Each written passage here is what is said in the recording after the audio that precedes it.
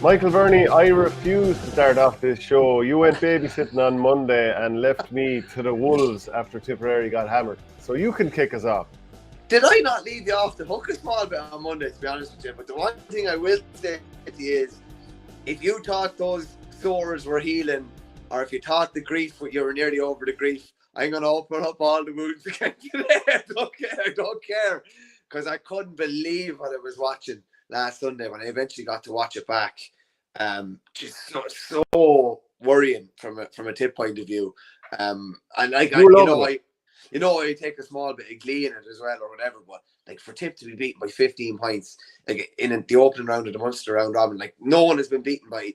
I think Waterford in 2019 were beaten something like those sums throughout most of the games outside of the Clare game, which was the first game. But generally, the games have been like 3 or 4 points between them, so it was an absolute battering, and it leaves you totally on the back foot for the rest of Munster. But the one thing I would say is, you probably would give it much, you would malign the 6-day turnaround a lot of times, but this time it might be the best thing ever for them. They probably met up Tuesday, they probably maybe meet tonight, and I can't imagine the conversations that have been had behind closed doors, like, because the Tip public don't seem to have bought into this team this year compared to last year. Like, by all accounts, the numbers in the Gaelic grounds yesterday from Tip were pathetic from what I'm hearing anyway. And I don't know how many are going to be in Walsh Park on Saturday. There are going to be fireworks in Walsh Park, though, I can tell you that. But like, Tip are in a bad enough place now this week, big time. Well, look, I think that's what everyone within the Tipperary camp would want, so you can get this siege mentality going, because, yeah, so much of what we saw, you know the way they say in soccer at times, like, what's the team's identity or whatever? And if there isn't one, it can look a bit confused, and it's a bit of a cliche soccer rot talk, but at the same time, it doesn't seem to have an identity just now. No, definitely not. Like, they're not going direct. They're going short, but they don't look comfortable going short. There's no plan around going short. Yeah, they look to be kind of going down blind alleys, like hitting the ball to a corner back, and he's kind of left as an island almost. And if he doesn't break a tackle, where's he going? And I was kind of just listening to you a bit on Monday when I was on the road and just saying about like where were the men off the shoulder for lads? Where were the little kind of weaving runs? They looked totally non-existent under their puck outs. It didn't look like they had any plan. And it's mad how, you were saying, obviously, one of many times you said it, that Tip were back after the Galway game. Then all of a sudden, Limerick beat them. In hindsight, you'd say there was probably a couple of soft goals kept them in it. You kind of maybe were grasping for a bit of hope at the time, thinking that this game could have completely got away from them. Whereas now you're looking back and saying, Jesus, it probably did get away from them. And then you look at the league semi-final, then you look at the last day, and you're really wondering where they're going. And I don't know, I know that was only round one, but this has a look of Waterford 2022 latter stages of Munster about it at the minute. Okay, so you're basically saying that Liam Cahill is Jose Mourinho, and there's a short burst where it works and then it doesn't work thereafter. That's the vibe you're giving me now, and I'm not liking that. No, that wouldn't be the vibe I'm trying to give. It just looks like people. I don't know whether it's obviously supporters have opted out, I would say, from last year anyway, and it has a bit more of a 2022 Tipperary vibe to it as well. But Cahill is searching for answers, and he doesn't have any at the minute. He'd no explanation after the league semi-final as to why Tip performed so poorly. And you could look at all the frees and say, yeah, if they'd scored these, they would have been in it. That probably masked, a hell of a lot of other problems that were going on. He'd no answers for the performance the last day. There's been a lot of performances now this year, you would say, that have been totally flat and that have lacked energy. And that is worrying. Do you know what I mean? When a team is lacking energy, I don't know, are they been overtrained? Do they not know what they're doing out on the pitch? There's a lot of questions, and answers need to be found very, very quickly. Yeah, Adrian McGrath, Clare man, of course. Last year, the Tip public and especially the Tip media were fully bought into Cahill's hype. The longer his term goes on, the less Tip fans believe in him, and his appointment adds to that. So let's just talk about what I would say is the bubbling over rivalry between Davy Fitz and Liam Cahill. Because we saw last year with a bit of a finger wag and a smirk, that seemed good nature, but I think there's a little undercurrent there. There's a bit of a cold war, even in terms of how this is developing. Now, I know you have some quotes there, but you look at maybe Liam Cahill last week, and he's talking about the players and what they did with Waterford, suggesting that, they made the decision themselves. This is how it's coming across. And then previously, Davy talking about basically the players being in their boots when he took over from Cahill. Now, he didn't directly say anything about Cahill, but there was constant references to the team he took over and maybe the confidence that they had at that stage. But you might take us back a little bit there. I don't know about you, but I cannot wait for this, because this has been bubbling for a while. Like, this is bubbling back, looking back at probably 2022, realistically. So obviously, if the straight up nature that like Cahill was staying on for year 4 in Watford, and then all of a sudden there was, the wheels came off after, you wouldn't say after winning the league, you'd probably say in the second half of that Munster campaign, that kind of harrowing loss to Clare down in Ennis, where, like, by all accounts, the Waterford team was known by all and sundry the day before the match. And I know of people that had hefty bets on Patrick Curran to score more. I think it was like more than 5 points or something like that, but he was going to be on the freeze. That had gotten out, and Stephen Bennett was no longer on the freeze. And Liam Cahill, they were obviously well beaten that day. Liam Cahill went on Show Sport, was back on TG Carter maybe towards the end of summer, start of autumn, and he was interviewed, and he was going again with Waterford for year 4, and then all of a sudden he wasn't, and Colin Bonner was gone from Tipperary. Cahill was gone from Waterford 2 days later, maybe even a day later. He's in Tipperary. Waterford have a protracted process then to fill Cahill's boots. Davy comes back in, and I thought the talk from Davy straight away, without making any reference to Cahill, was very, very pointed. And I'm even talking about Munster co-op games, league games, that he had taken over basically damaged goods, and that there was some, mental fragility from the previous regime. Again, without mentioning Cahill. And then you had that was a tasty league game in Thurles last year. It was the first time they'd really kind of come in contact with each other. And there was a few bits behind the scenes. I don't think Cahill was saying anything, to be honest with you. It was more Davy stoking the fire, in my opinion. And people in the know will say that Stephen Bennett was one of the how should we say, leading personnel maybe that maybe were pointing towards a change in regime in Waterford. And it was very obvious that Tipperary went after Stephen Bennett, I would say, that night in Thurles, and he was very, very full on. Was he sent off the same night, or did he definitely got a yellow anyway? And Mikey Breen was on him that night, and it looked like he was detailed on him with a specific task in mind. Tipperary won that game. Waterford came back at different stages, and it was a right good game. The two boys shook hands after. Cahill was very, very animated on the line that night, I would say.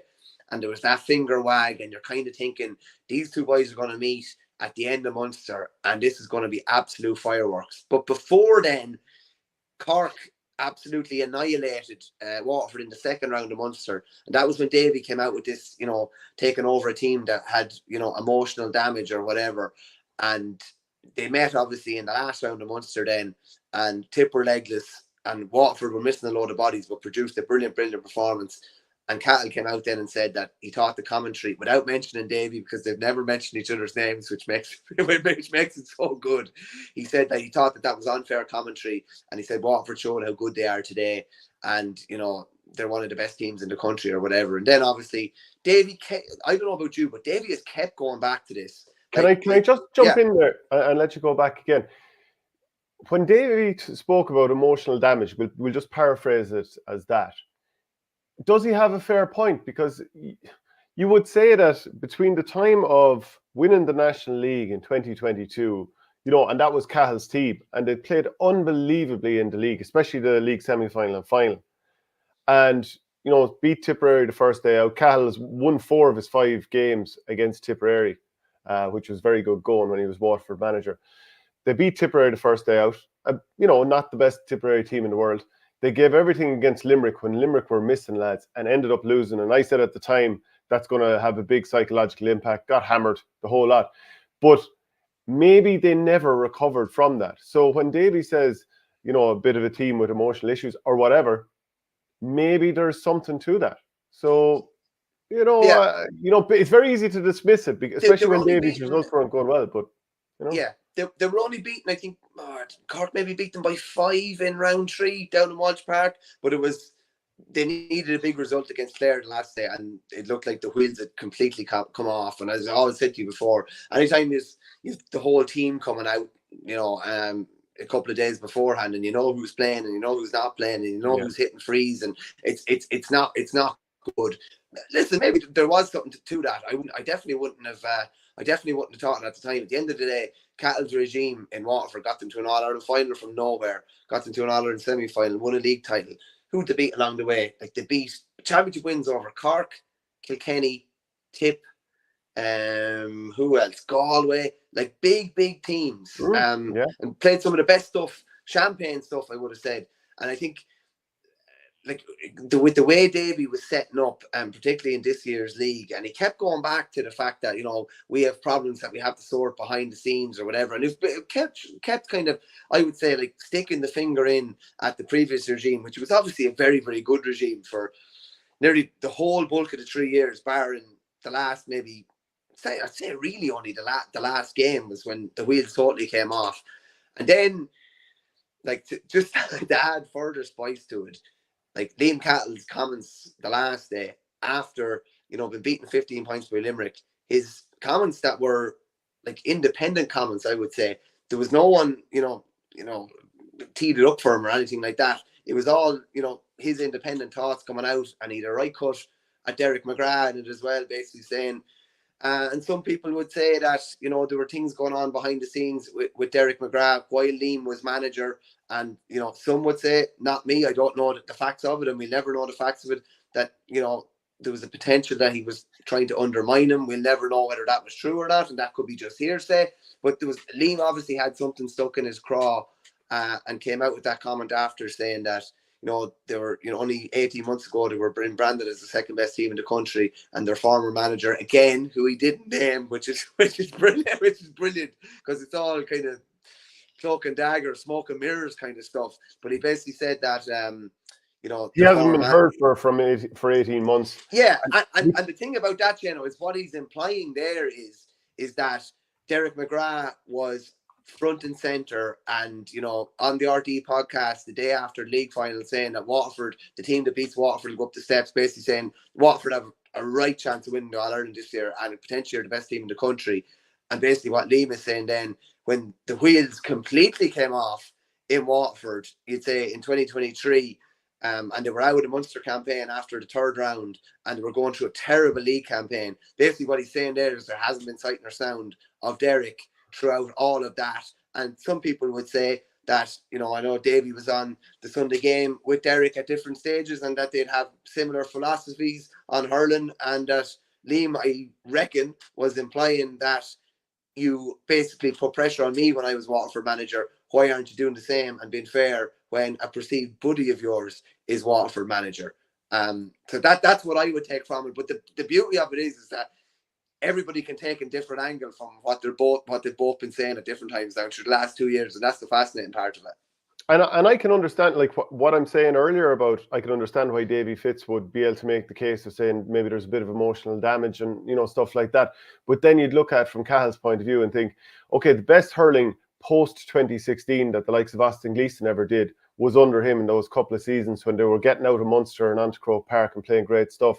You look at Stephen Bennett, he was nominated as a hurler a year under brilliant, yeah. Best hurling he's ever played, yeah.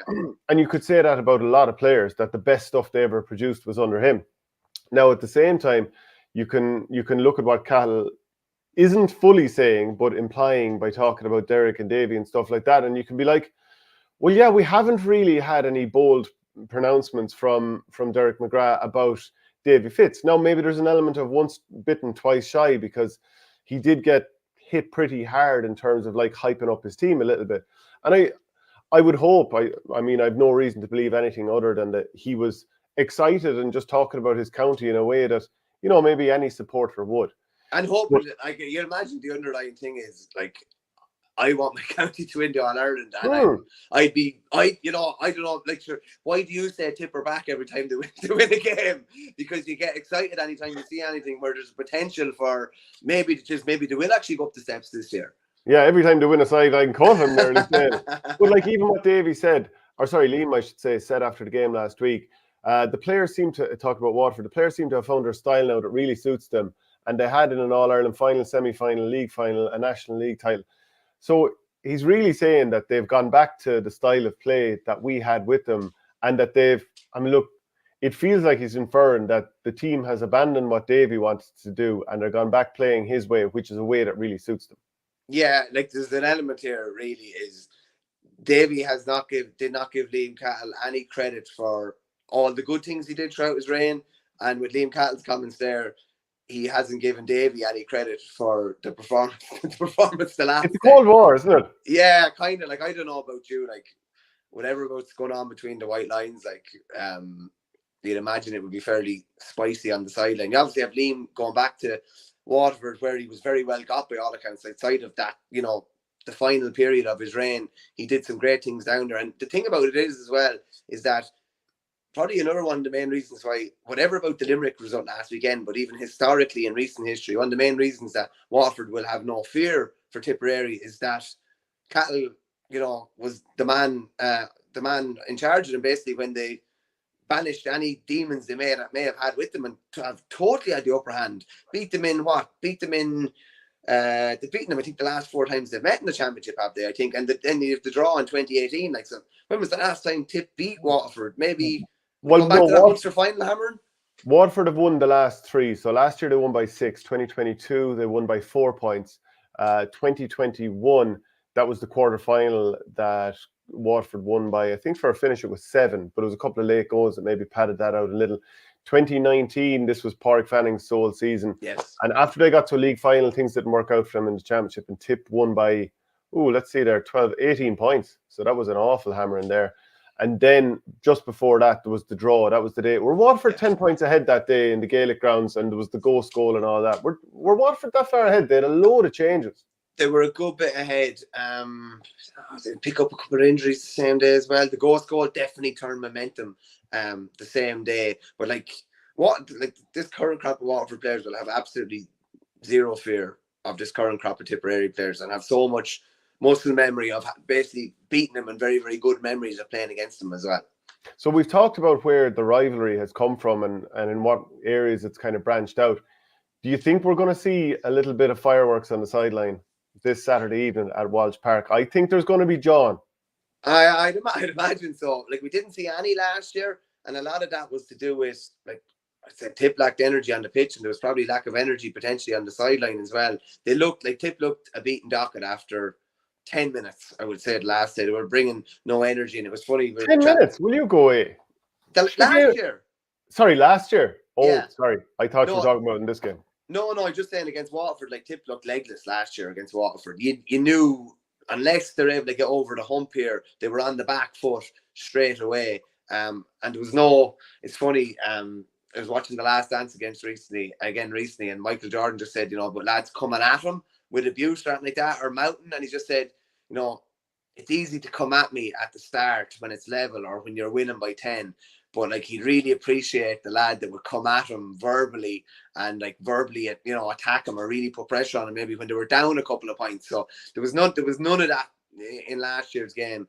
Like, Cahill's going to have to bring massive energy for himself and the team on Saturday as well, because Tip lacked energy last week. I don't know if that had anything to do with the proximity of the training camp in Portugal. They were back 9 days from, I'd imagine, training pretty hard. Maybe they get a bit more of a bounce this weekend from that, or you'll see the benefits of that this weekend. But I would be expecting fireworks on the sideline, and I would be expecting fireworks on the pitch. From a Tipperary point of view, there has to be fireworks, because this is it. Like, they have to produce something to keep themselves alive. And just on this as well, Shane, the one thing I will say, like, about Cahill's comments, Waterford will definitely be forewarned now about what's coming. Well, you know what I mean? Any chance of them sleepwalking into this game like that or blown out the window? I'm sure Davy wouldn't have allowed that anyway. But Cahill has stoked the fires 6 days out from this game, so Waterford will know what's coming, and I'm sure they'll be fighting fire with fire from the start. So I'm looking at this game and thinking it's a huge opportunity for Waterford because they've got the athletes, which is part of the reason that Tipperary have had a tough record. Broadly speaking, Tipperary in the last 7 years, if you leave out 2019 when they got hammered in a Munster final and obviously went on to win the All-Ireland, it's been a tough run of years since from 2016 onwards in a lot of ways. So, and I know 2017 got to the All-Ireland semi-final, but even getting hammered in a league final that time, remember, against Galway, it just feels like these players have suffered more pain than had joy in recent times. And I wonder, is there an element of battle scarring there? And people always talk about the lack of pace, and obviously there's, maybe a lack of experience across the pitch as well. And even up front, you would have always said over the years that Tipperary, if you give them a chance, they'll make the net bulge. And now you look at it and you're like, they're not making the net dance. And the bits of class we're not really seeing at the moment. And yet you're trying to get a blend of athleticism and work rate and match that with scoring, but you're not seeing enough of the work rate either for, long enough spells in the game. And because Tip are lacking a lot of these things just at the moment, whether some of it's coaching, some of it's experience the players didn't get over the years, you look at what Waterford have, like Jamie Barron, Calum Lyons, Jack Prendergast, Michael Cahill, Desi Hutchinson, Mark Fitzgerald, Patrick Fitzgerald. You've got a huge amount of players there that are quick across the turf, are dynamic, and can pull Tipperary around the place. And that would be the real opportunity for Waterford this weekend, so long as they don't somehow get overwhelmed by Tip's tackling, which heretofore you would not say is something that you'd expect to see in this game. Just going on the last couple of games alone. And Tip's confidence been so shaky from, look at how they played in the league semi-final against Clare. Yeah. That is no longer an aberration. That is now part of the form line. So you would have to look at it and think, if there's a setback or two in this game early on, you'd have to be concerned whether Tipperary can recover or not. Oh, you definitely would be. They have to be the ones, similar to when they played last year. You knew Waterford were hitting the ground running straight away. You knew, okay, it doesn't matter who they're missing here. They're missing Prunty, Barron and Gleeson. It actually doesn't really matter because they brought a different attitude to the table here. And that's what Tipperary need to bring to the table on Saturday evening. I would be expecting some personnel changes. I kind of worried after the league semi-final, was there just, too many worker bees, and as you say, maybe not enough class. There is a blend in that. This is why, when you're picking, if you're picking the best team in the country and you're picking an actual team to go out and play, you're not going to pick 6 silky forwards. It doesn't work like that. No. You know what I mean? You might pick 3, maybe 4, and 2 dogs to go with them that will do a load of the work and that will break up a load of play and get a heap of tackles in. So Tip definitely need to find that balance. And I know even from just chatting a couple of Tip people, there was a bit of a kind of a local outcry as to why, a Tipperary team going this bad at the minute, how Noel McGrath isn't getting game time. And I know maybe his legs aren't what they were, but his mind is still, and his brain, his hurling brain is still where it was 10 or 15 years ago. So I've seen Noel McGrath in games score 4 or 5 and tread passes, even when he might have looked even a bit off the pace. So I wouldn't be a bit surprised if he's put back in. And even looking back at Colin Bonner's first game in 2022, remember down in Walsh Park, and obviously same venue again. McGrath was, I think, nearly man of the match that day in a kind of a tighter kind of a venue. I think he probably has a good chance of maybe dictating the play, and they're probably going to need a bit of leadership as well, because they were definitely lacking that the last day too. I just wonder, will Cahill make good on the supposed changes that he talked about? That there will be consequences. And, it might be easy to drop some of the players who aren't the most big name. But, number one, we all feel like that after a game where there's a non-performance, that heads do have to roll. And you're thinking, we'll make 5 changes, we'll make 6 changes. Cork did that. But would he do something like say, okay, it hasn't, and these are some of Tip's leading players, it hasn't worked for Jake Morris really, especially last weekend, and maybe league semi-final, he did a couple of okay things. It didn't work for Jason Ford at all. It didn't work for, plenty of other players. But would you go after, will he go and say, well, do you know what, lads, you had your chance last week, you didn't produce for me, and he's going to go after the big names? Jake Morris is one player I would be 100% certain would be on the field on Saturday evening. Yeah. Oh, I agree. Yeah, no, just like I actually like up until even in the league semi-final, he only got like a couple of decent balls, but he still kind of made hay, and I thought he was one of the better players in the league. But I would see outside of him potentially a couple of big names maybe exiting, and I do expect the likes of Noel McGrath to come back in. I think there is a balance to be found with the pace and power maybe that a fella in his mid-20s or that can give you, with the skill and, as Dunphy say, the guile of the likes of Noel McGrath, maybe a John McGrath, maybe a Bonner as well. If they're looking for heart and effort, I wouldn't be a bit surprised if Bonner is thrown in from the start as well. But like, it's I think he will have to he will have to bring through what he said the other day, and I would be expecting probably 4 to 5 changes. Whether we'll get them all in the team announcement on Friday morning or whenever it comes out remains to be seen. But I would be expecting a fair old shake-up. Like, at the end of the day, like, it hasn't probably worked out for Liam so far in Tipperary as much, and he wants it to work out so bad. Do you know what I mean? And he needs to kind of probably roll the dice for himself as well here. And I do expect him to. Yeah, and there's very little time to work on anything. So yeah. And people would say, look, well, Tip need to throw off the shackles. Well, what does throw off the shackles mean? So they obviously had a plan against Limerick. It didn't work, or it was badly repped, or something like that. It just didn't happen. So throwing the shackles off means, well, you know what, we're not going to do any real tactics, and we're just going to go out and hurl, and we'll sew it into them. So throwing off the shackles, sometimes it leads to mayhem, which is a good thing. Sometimes it leads to a bedraggled mess, and you get picked apart.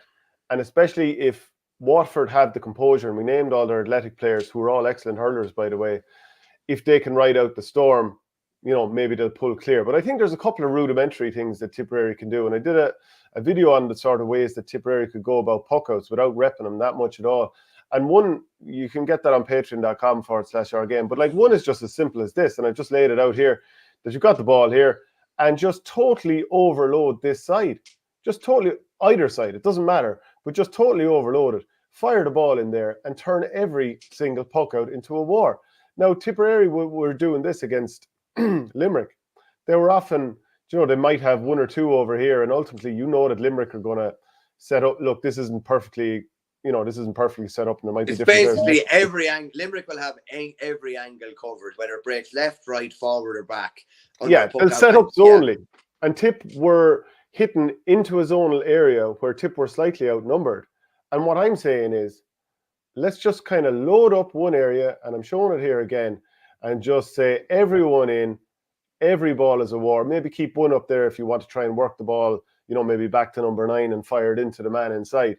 But at the very least, it's going to destabilize the opposition or force them out of their shape, because Limerick were able to keep their shape and outnumber Tip on the long puckouts.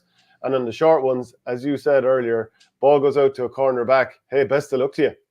Yeah, I've been that soldier as well, and it's horrible when lads aren't getting over to you, or lads aren't making those runs, and you're turned over, or you run into a bit of a brick wall, and you're turned around, you get caught for over carrying or something like that, and the crowd is all over you. It's a horrible, horrible place to be. I wouldn't be a bit surprised. I know you overloaded on the wing. I wouldn't be a bit surprised if they do go for that type of overload.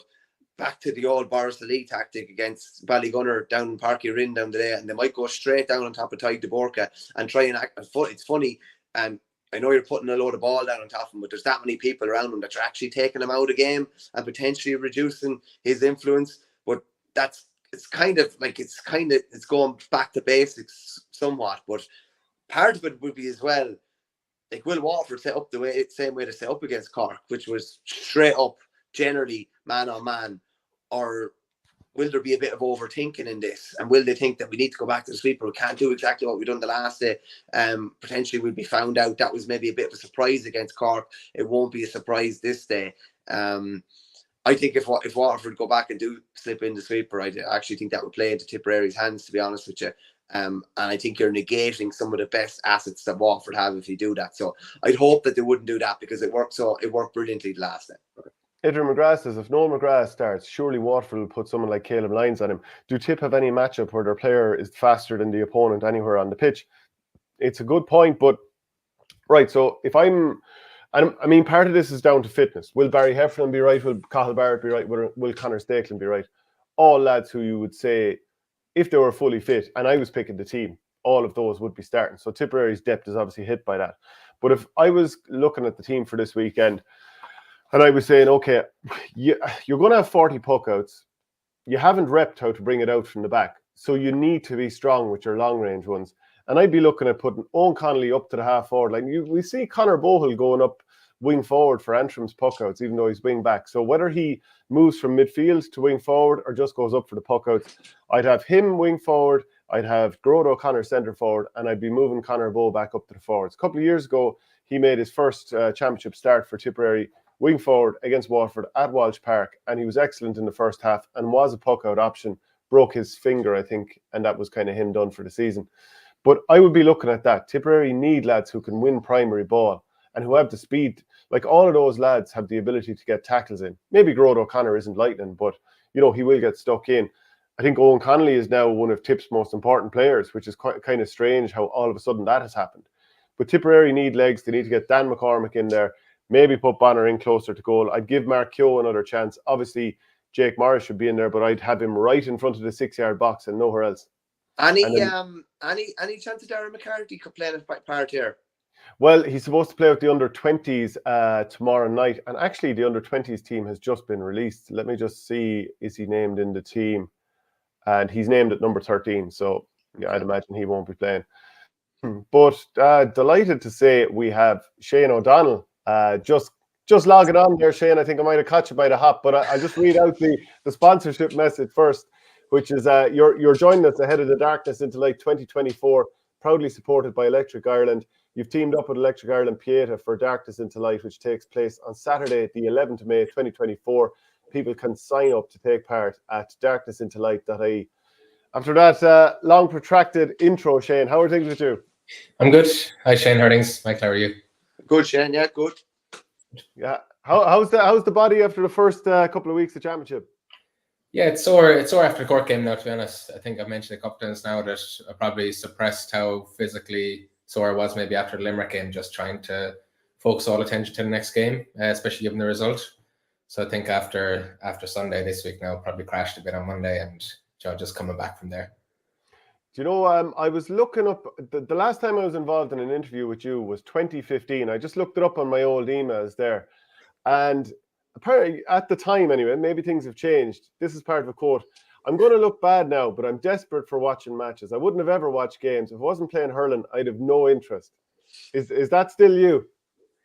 Yeah, that's probably a fair summary. I was afraid the quote was going to be worse than that. But yeah, that's probably a fair summation. Yeah. So,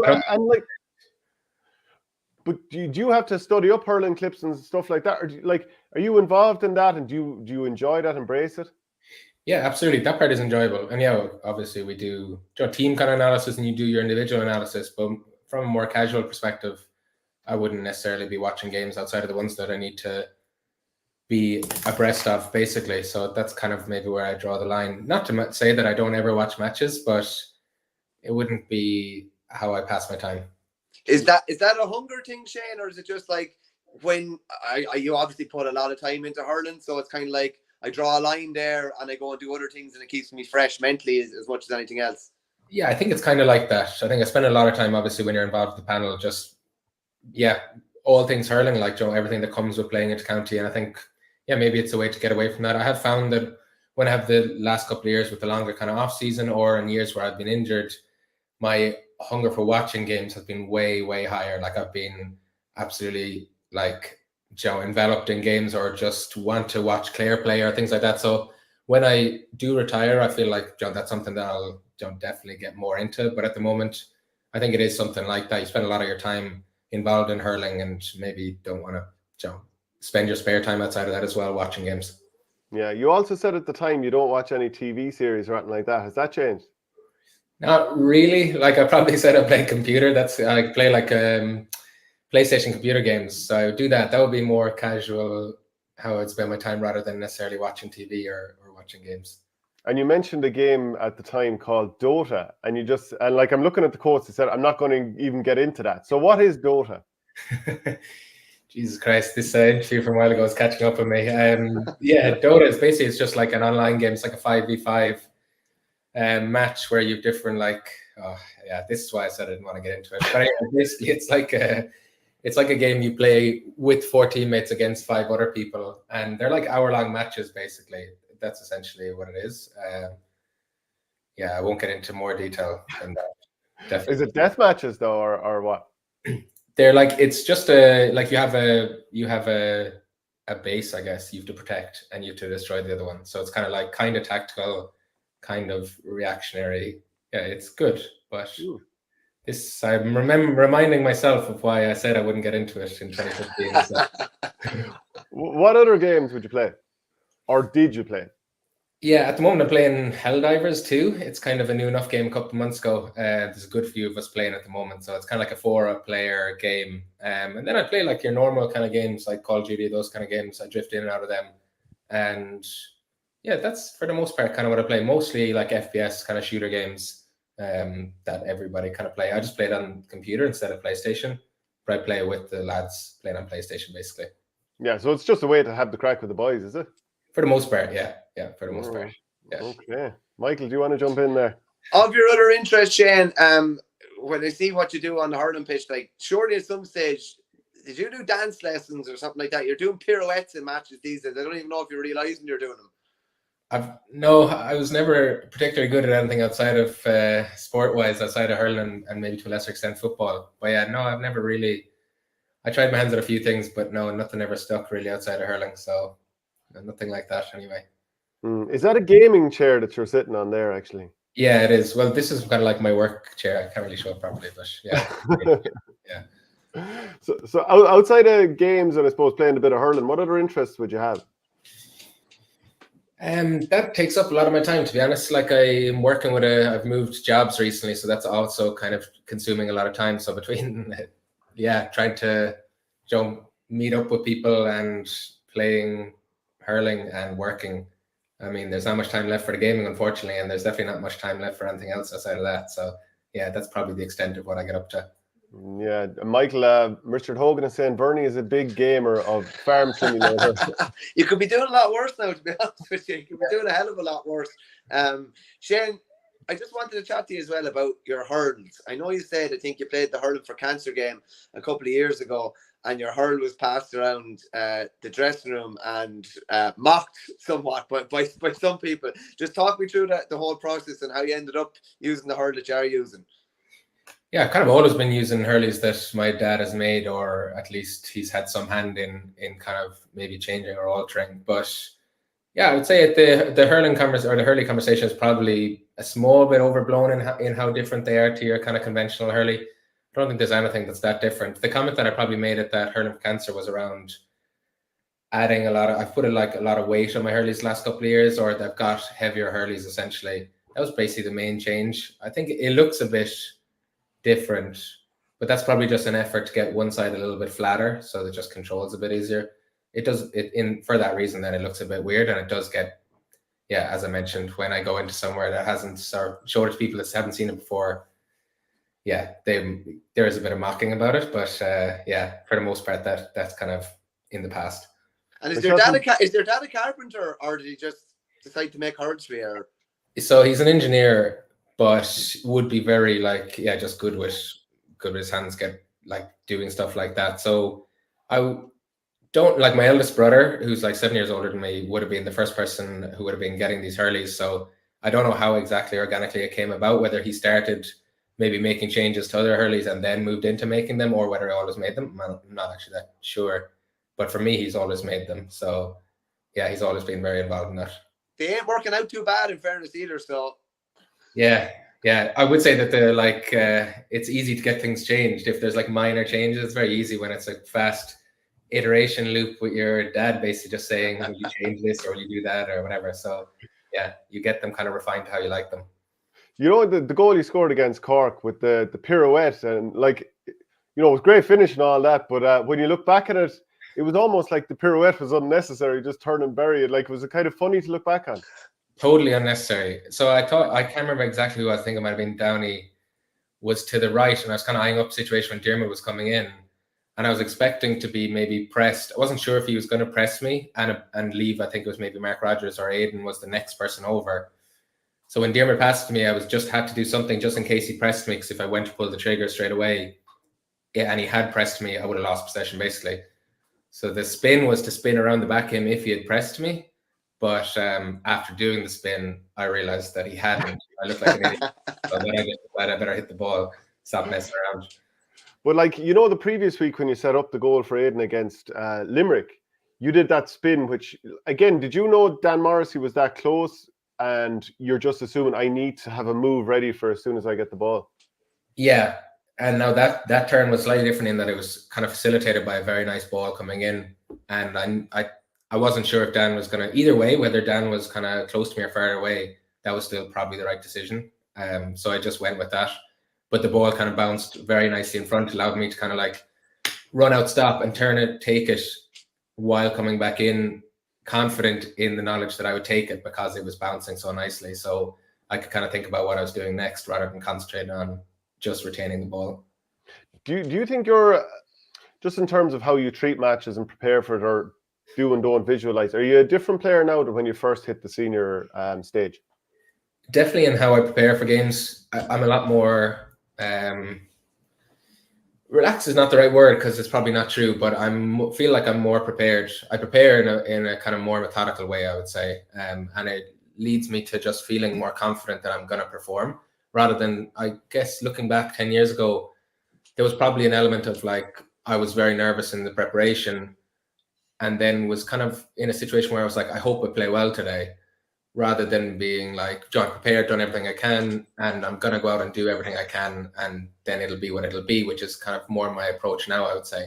So it does leave me in a situation to, before the game, just one, being able to probably enjoy the build-up a small bit more, and two, feeling like I'm going to play or at least do the most I can. It also coincides with like the role I have now allows me to track and tackle and do those kind of things. And those things are almost irrelevant how well you're playing. You can always contribute by doing those things. So that gives you an element of confidence that, okay, if I prepare and I'm going to go out and do everything I can, I'll be able to make some impact, even if it's not necessarily on the scoreboard.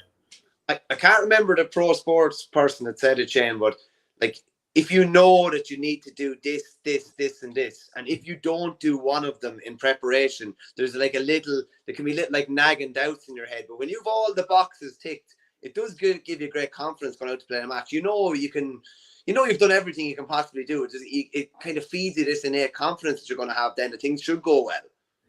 Yeah, it's very similar to that. I would say that I don't like the idea of having the same routine every time, because then you can end up in a situation where you've missed something and it's playing on your mind. So I don't necessarily have like I do X, then I do Y, do a Z in the preparation, but I do cover the major pieces. Like I have my video analysis done, and I've eaten properly, and I've slept well, and they're the things that I'm getting myself ready. That like minute detail of like I get up at this time and then I do this and then I do that.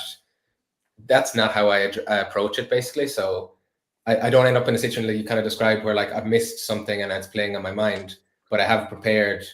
In a broad sense, I've prepared the way I need to prepare. It's funny, David Reedy was on us a couple of weeks ago, and he was saying when that unfortunate injury happened to Jason McCarthy in that club game a couple of years ago, you all went back into the dressing room and you didn't know when you were going back out, but you're trying to keep motivated or whatever and get ready to go. And he said he looked over at you, and I forget who the other fellow was. I think it was a Clare senior footballer. And he just said like you were sitting there in the corner on your phone. He's like, Reedy was like, I need to get away from this man. He's going to have me totally zoned down when I go back out. I think we had I remember that, and that was really unfortunate incident that Jason was actually on the pitch for, I would say, probably an hour, but we had been told that the ambulance was probably 10 or 15 minutes away, at which point I actually just thought that we were going to have to fully warm up. There wasn't going to be a case of keeping myself warm for a solid 45 minutes to an hour. So I just thought that I'd approach it as I did before the game and properly relax, and then I'd get myself back up and going when I needed to. So that was probably my thought process. There's a comment in here, Shane, saying, anytime I see Shane's name, I'm always reminded of an owl lad in a bog one day. That's not a bad sod, but it's no Shane O'Donnell by any means. And I don't know how you react to that, but I remember in 2014, so this was, obviously after you'd scored the hat-trick, and there was some challenge match down in 6 Mile Bridge. I think Tipperary might have been playing you or whatever. But you were coming along, and I could hear like some kids saying, "Oh, there's Sod." I presume everyone calls you Sod or whatever. Not the most complimentary nickname by any manner of means, but like if you could go back to 18, 19-year-old self, what would you tell them about the next couple of years that are to come, or what sort of advice would you give? Well, I don't think there's anything I could have said maybe that would have prepared me for what kind of came after the All-Ireland and everything that came.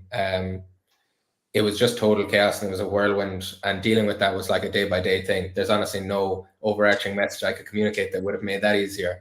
From a hurling perspective, I genuinely would have shook myself and said, would you just stay in the gym and actually put on some weight, and it'll make your life so much easier.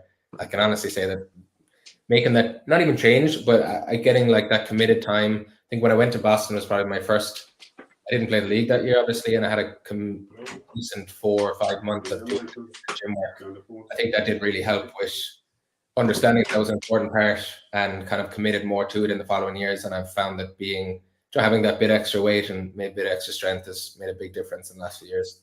Who would be your favorite player of all time, Shane? I think probably Henry Shefflin, and was like outside of the players who, obviously I've played with a number of exceptional players, and I've obviously never played with Henry, but from a watching supporters perspective, I think there's nobody that compares necessarily. While we're on that, Shane, this is the game we do, Shane. It's winner stays on, basically. So I'm going to pit 2 players. They're all going to be Clare players. I'm going to pit them against each other. You pick who your favourite is, or who you think your best is, and then I'll pitch you against another one, okay? And we'll see who comes out on top. Is that okay?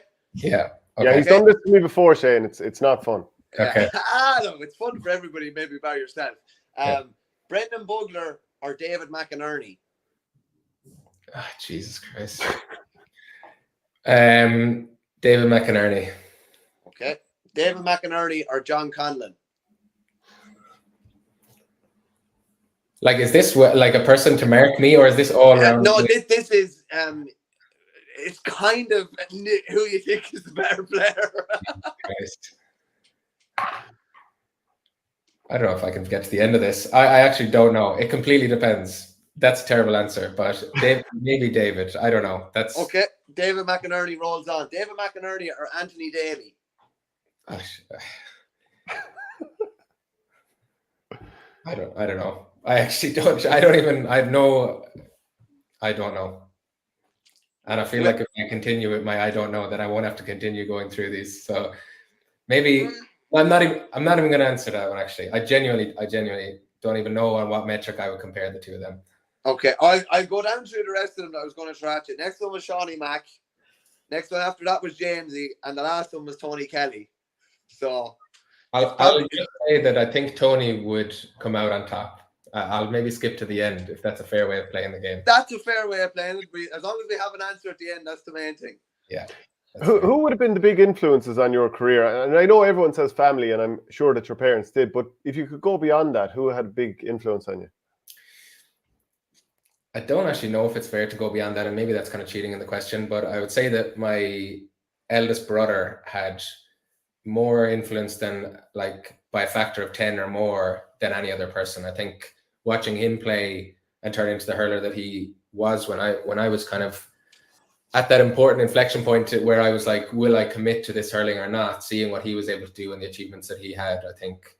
And I mean, the achievements were like winning with Flannans, winning the All-Ireland, things like that, when I was in those years where I was just kind of maybe 10 or 11 or 12, that kind of age group, and seeing just the impact that had on my parents and my family, and seeing how proud everyone was of him. I would say that had by far more an impact than watching any other person really play. What's your brother's name, Shane? Flannans beat us in an All-Ireland College semi-final in 2005 and went on to beat Cairns in the final. That's the year, I'd say, is it? That was the year, yeah. Mark O'Donnell. Yeah. Broke my heart. Colin Ryan, Bernard Gaffney, Seamus Hickey was on it as well, actually. Yeah. You had to bring a Limerick man in to get over the line. There's a question here, and it's been put in a couple of times, so I have to ask you, what rank are you in Dota? My rank has taken a hit because I haven't been playing as much, but my rank is like Ancient 5. God, that's so that doesn't mean anything to you. Yeah. I just want to ask you a couple of other quick Q&A ones. So you've already said another player that you admire, but would you have a player from another sport that you admire? That's a good question. I mean, just because of the sheer like the impact of watching the Olympics and having like people like Michael Phelps or Usain Bolt, they would have just like how incredible athletes they are. But there isn't really people that I would have followed necessarily throughout. For example, like I don't really follow a team, a Premiership team or anything like that. So there isn't really like players that would have had this like lasting impact on me necessarily. But just for sheer how impressive they are, yeah, like the Olympians, I think kind of come out on top. Is there any skill or talent that you have outside of GA that people wouldn't know about? My answer to this question used to be that I can play piano, but it's been long enough now, and I've had a couple of like badly damaged fingers to the point that I don't know if I can actually play anymore. So I would say no, I don't have any skills. I'd say the fact that you could probably like if it was a real thing that you could probably run like the Springfield nuclear plant or something like that would probably be a talent, maybe. Possibly, yeah, possibly. Me and Homer holding up. Who's the joker on the Clare panel? Yeah, Ian Galvin, I think, definitely. Yeah. Who's the best trainer and the worst trainer? The best trainer, probably the likes of like Davy Mack, and to be fair, Tony, Shane Amore, those kind of lads are just unbelievably like able to apply themselves every time. The worst trainer, I don't at the moment necessarily think we have a particularly bad trainer. I mean, there's players who end up maybe injured frequently, and I would say if you asked any of the other panel members, given that I am not at that much trainings earlier in the year, they would probably say me. Who's the best dressed and the worst dressed? Now, bearing in mind we had Pat Ryan, Limerick hurler, our former Limerick hurler, on last week, and he went straight for Keane Lynch, so he's happy to go after the big dogs. So feel free. Best dressed like across any panel, or oh no, this has to be in Clare, yeah. Oh, in Clare, yeah. Okay, fair enough. The best dressed, I think the lads, yeah, like David Fitz, those kind of lads are well dressed. You know, they kind of work in somewhat corporate roles, so they tend to be either in suits or those kind of things. Worst dressed, I'm just gonna say David Reedy, because I think he took a jab at me a couple of weeks ago on a similar comment. So he definitely did. I was only after remembering that. He said you wear some outrageous things, I think was what he said. Yeah. Can you make any case for the defense on that, Shane? Yeah. I mean, I think I dressed reasonably normally, but maybe I wasn't wearing my full Clare kit that day. So yeah. A nice little dig there. What's the most unusual job you've ever had? Like I know you work more, how would I put it, sciencey stuff these days maybe, but like what's the most unusual job you've ever had? Yeah, I'd say my job at the moment is it's very varied. So I kind of work as a product manager with kind of like, building software for tech stuff. Basically, we're running clinical trials. What we're doing at the moment, I've just actually moved roles or moved companies into this company. So I'm finding this, the teething, getting involved in this kind of, a lot of things I'm doing quite unusual, but I don't think I have anything particularly unusual outside of that. I mean, while I was doing research during the PhD, there was a lot of things you're doing that are really strange.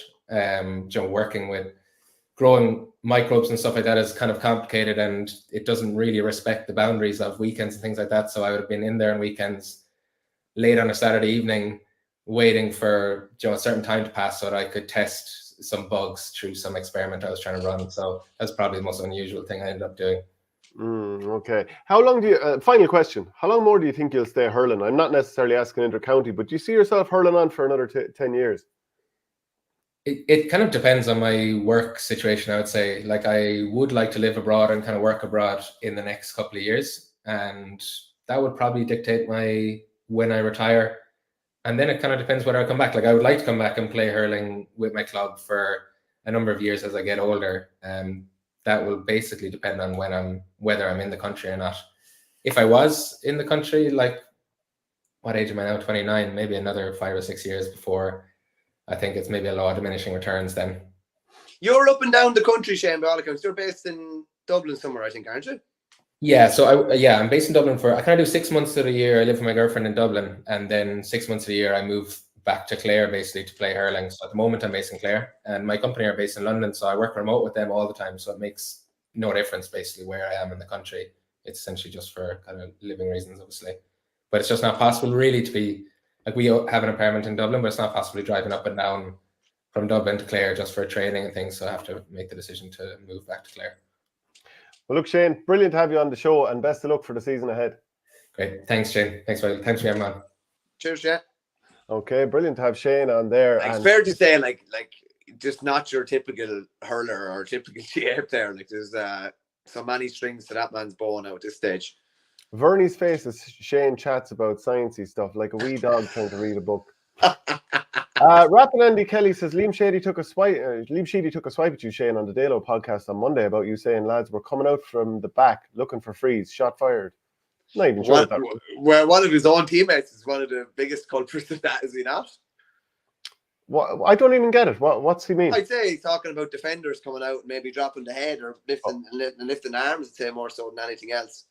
How's that a pop at me? Oh no, Papa Shane O'Donnell. Oh, right, it's Shane. Geez, too many Shanes spoiled the broth there. Yes. But Shane O'Donnell is in some form. The last 4 or 5 years, if you were to go on form over the last 4 or 5 years, it's probably a couple of Limerick lads, maybe Shane O'Donnell, and God, I'm not even sure who beyond that's in the same category. Yeah, no, he's been phenomenal. It's funny, like I knew he was living in Dublin, and I was wondering how he was making it work and managing to stay in such good form and not pick up little niggles and stuff driving up and down the country. But that's obviously the answer to it. It's great to find out, you know.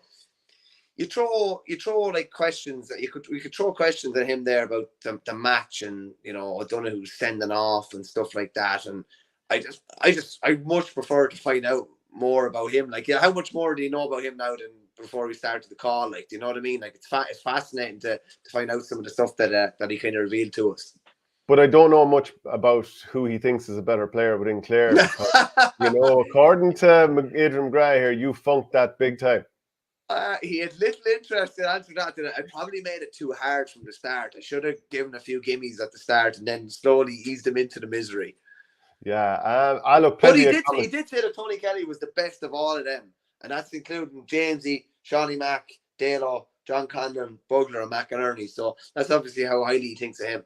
Yeah, and it's good for Clare, obviously, now that they've a little bit of time to build up for their next match. And just back to Tipperary against Waterford this weekend. I feel like you're very heavily in the camp that Waterford are going to win this one. Not necessarily. Not necessarily. I think they might win in the wind-up, but I think the Tip will throw a lot at them for an hour or so, and I think we'll see a lot more than we saw last Sunday. We just have to. And I know, like, it might be the same type of personnel. Maybe they had 90, maybe not as classy. But, geez, I would be expecting a bit of fire on Saturday. I think Barrett played. Did he play for his club in a league game last weekend? Yeah. That'll give him a chat like that. All bets are off really when it comes to this type of game. Liam Cahill will get in the soldiers that he thinks will go to war for him. And that's what, like, I'd be very surprised if Noel McGrath's not in. I'd be surprised if Bonner's not in, because he's a fair idea what he's going to get from them. There'll be a bit of balancing in the team. If Barrett is 80-85% fit, I think he'll be in as well, because that, you know, his combative kind of nature, they need that type of player that's maybe going to turn someone over, win a free and lift the crowd. And just on that as well, it's going to be very interesting to see what sort of Tip crowd goes down to Watch Park at the weekend, because now is like it's easy to support a team when things are going well or there's a bit, you know, green shoots or whatever, but they need support on Saturday as much as they've ever needed, if not probably more. Yeah, and I'm not sure that we're going to see that either. No. But just a point on Barrett. So last year he wasn't right, probably hadn't played for about 5 weeks. Tipperary weren't performing out the field, and he ends up isolated in acres of space with Conor Whelan and has a tough day at the office. Like, you give me a fit Cahill Barrett and I'll throw him in one-on-one with anybody, and you know, I'll back him. But if you're going to throw him in one-on-one with, let's imagine that it's Desi Hutchinson and Tipperary aren't winning enough ball out the field, I think it's actually very, very unfair to throw him in and expect him to hit the ground running there. And the other reason that he'd be important is because, you know, the way I'm saying maybe move Conor Bowe up to the forwards, like, you could throw in Barrett anywhere in the backs and you'd feel happy enough. Even if he was wing back, I think he'd do an absolutely grand job out there and maybe keep one of the speedy merchants. But Unfortunately, I'm finding it hard to build a really strong case for Tipperary to win this game. You know, of course, that I want them to win this, and I could probably, talk till the cows come home about reasons where it could turn. But I just feel like the confidence has got to be a little bit flaky given what we've seen in the last maybe 6 or 7 years. And at times, like I would have been able to talk away 17 and 18 and, aspects of that and say, well, okay, 2019, there's a lot of players there that have won the All-Ireland. But when I see more of these performances in the last few years, like, for example, 2022, that collapse at home to Cork, which, ended Colin Bonner's tenure. Some of those performances in previous years, losing to Galway in the qualifiers down in Limerick, or was it a quarter-final, whatever it was, not getting to Croke Park since 2019. Some of what happened last season as well, the fade-outs against Waterford and Galway, which cost Tipperary chances to play in a Munster final and an All-Ireland quarter or All-Ireland semi-final. It just seems like the evidence there that Tipperary are not where they need to be and probably are short a few hurlers, especially when you have the likes of Bard, Kendi, Heffernan and Conor Stapleton not available there last week in particular. It's just tough to think that they can turn it around this week. The flip side is, up until that last game against Cork, everybody came in thinking Waterford are going to be the whipping boys because they had no real league victories of note in the last couple of years. And other than the Tipperary victory last year, they had very little to show during David Fitzgerald's tenure. So you actually could look at two teams and say, well, look, really, if we're going to look at this as more than just each team's last game, you actually don't have a lot to trust either team with. No, Waterford carrying that type of form into this game is far from a certainty. Far from a certainty, because they've been, very inconsistent at different times in the last couple of years. You'd say under Davy's reign, obviously ran Limerick real tight last year, beaten 9 by Cork, beaten well by Clare, and then a brilliant performance against Tip. A bad league, albeit only beaten by a score or two in most cases, and then they turned it on with a brilliant performance. I think it's far from a certainty that they deliver that. I don't think you will see the type of display you saw against Cork. If they can get to 85-90% of it, I think they'll probably still win. Similar from Tipperary, under Cahill, like, you're involved in management, I'm involved doing a bit of coaching. Like, what is the one thing you crave is consistency of effort and consistency of performance. You look at Tipperary and, like, you just compare the brilliance against Limerick last year, should have won the game, to, terrible performance a week later. This, I know Offaly or Joe McDonough, but like this, like, crazy performance, the highest tally ever scored in championship, and then this massive low against Galway, a week or two later. Brilliant against Galway at times in the league, terrible in the league semi-final, terrible last weekend. That's not to say that they couldn't deliver a performance at the weekend, and I do think we'll see a reaction. I probably just don't think it'll be enough in, when push comes to shove down the home straight. And Richard Hogan with a very interesting comment. Pressure and expectancy is on Waterford, and it'll be very interesting to see how they handle it. And I want to ask you about Offaly, since we didn't have a chance on Monday because you were too busy babysitting. Just to be clear, Shane, you don't babysit when it's your own child. It's just called parenting. You babysit when you're looking after someone else. That's a surefire way of getting yourself in trouble at some stage. Just be very careful. It seems like you've been corrected on that a few times. Actually. No, somebody corrected me before my wife needed to correct me. Right. Okay. Well, that's good. But Offaly beat Westmeath 223-120. That's a very positive development for Offaly hurling. It was a huge result. Because obviously only came out kind of maybe a couple hours before the game that Adam Screeney was going to be out, and he was one of the main men against Laois in defeat. Owen Cahill was out as well. Jason Sampson got sent off after 30 seconds, and they're kind of thinking, like, we're in big bother here. Dan Ravenhill was out as well, who I believe has picked up a hamstring injury that could see him out. Definitely going to see him out for the duration of the under-20 campaign, which is a big loss, and he won't be playing for the seniors for the rest of the season as well, and will do well to be back for club action by all accounts. So when you had all that stacked, and you hear that Sampson's after getting sent off after 30 seconds, you're thinking we have an absolute mountain to climb here. But they performed very, very well. They had themselves in a really good position going down the home straight. They were 2 up at one stage. Westmeath got a back level. They were 3 up at one stage. Westmeath got a back level. And then we ended up winning by 6. Like, this is, a potential it's a real season turner. You'd have to say. Now, I do think there are some really ropey games down the line. I think the Kerry game is very ropey. I think the Down game is dodgy enough as well. This weekend should be fine given what Meath's form has been like so far, and they obviously changed manager only about 6 or 7 weeks ago. But that was a massive result, and similar to being a huge result for Offaly positively. Like, it was a disastrous result from Westmeath, down from the Leinster Championship last year, and they're 0 from 2 now, and they're going to have to win their last 3 games, and they're going to have to rely on other things going their way for them to have any chance of qualifying, and that's probably not a position they envisaged themselves being in before the competition started. Yeah, Liam Mako 1 says Westmeath have been disappointing considering they had a very decent league campaign. Yeah, and I'm sure they are very disappointed themselves.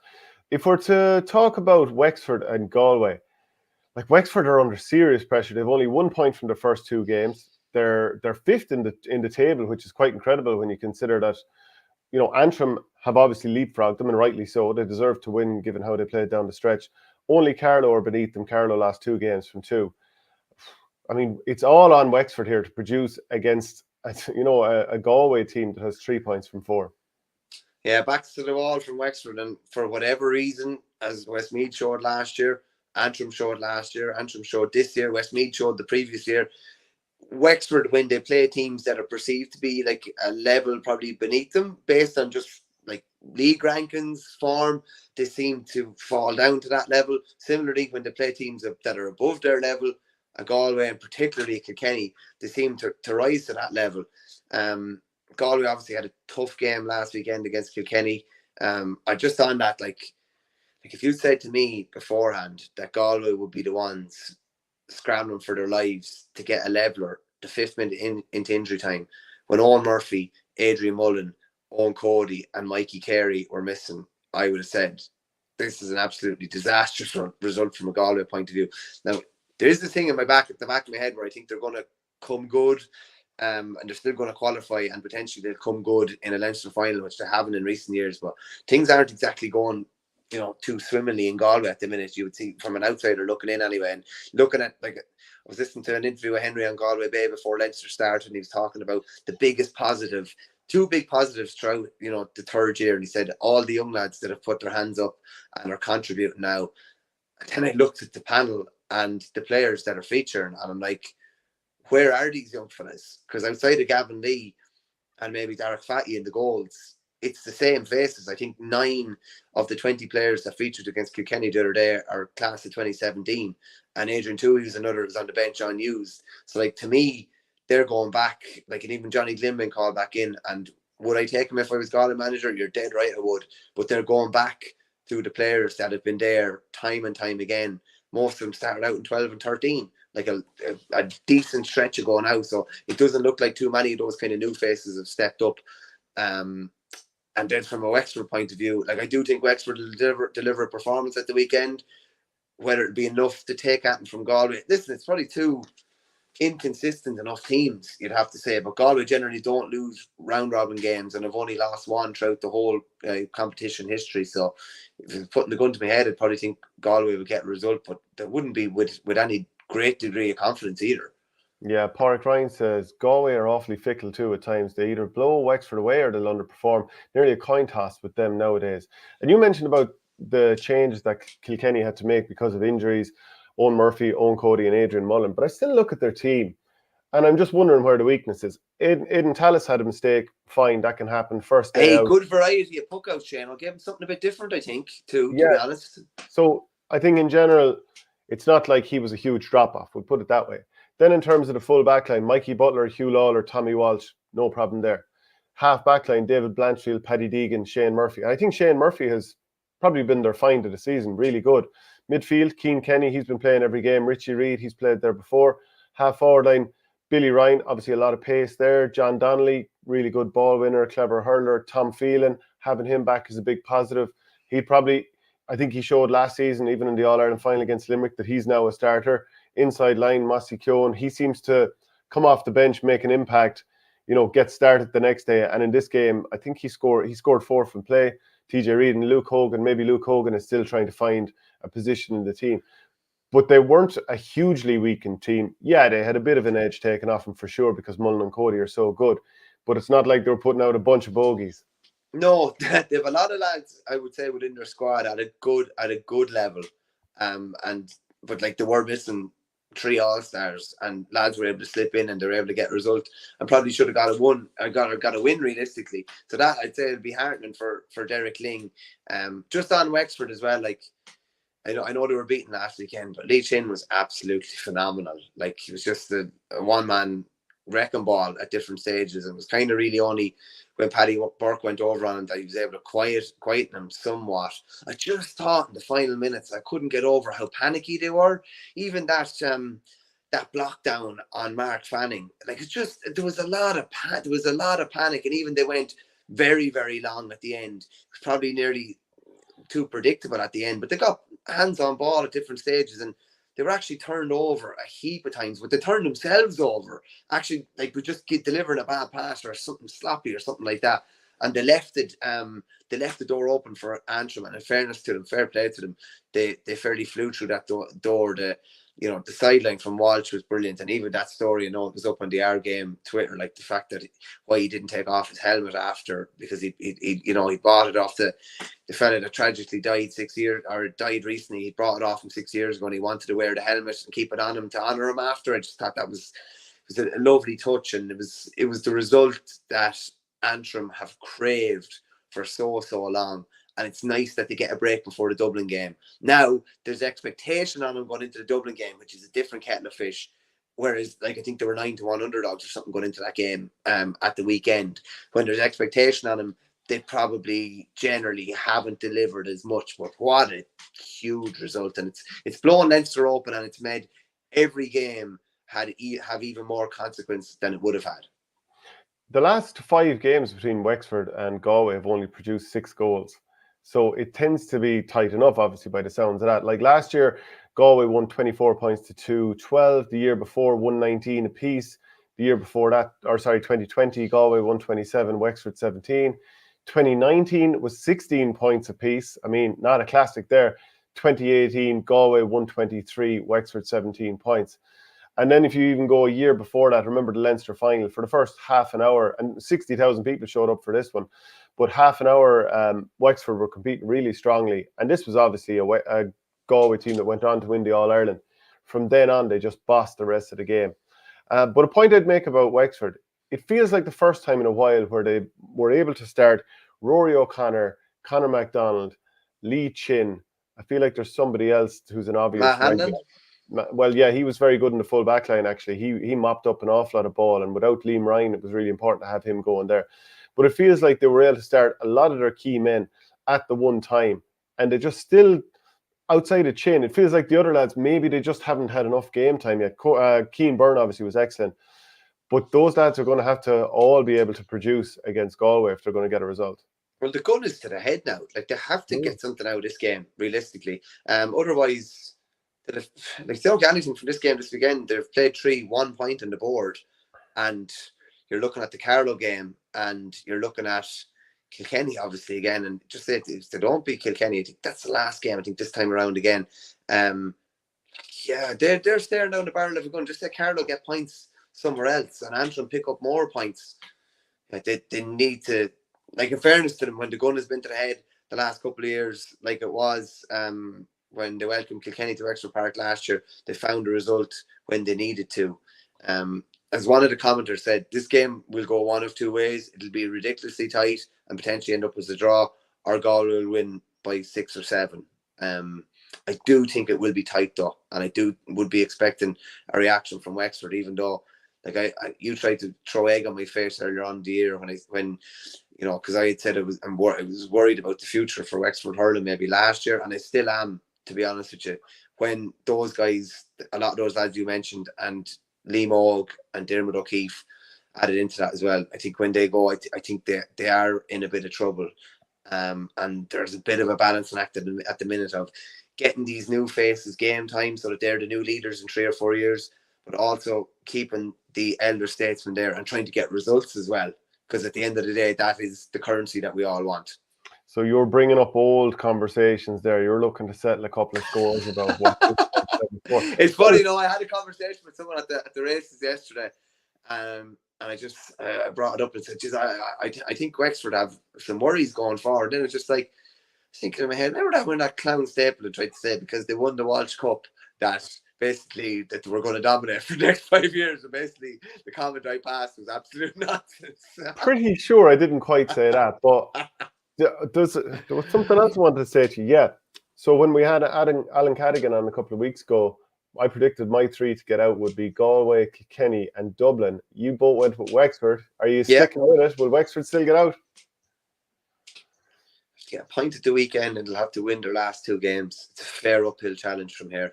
It is a fair uphill challenge. I wouldn't think so. No, I'd be fancying Dublin, and as I said to you there, I know that Antrim will take great confidence from the Wexford win, but Dublin will be ready for them too in Parnell, and I would be fancying Dublin to win that game. So no, Dublin would be the ones, third. Okay.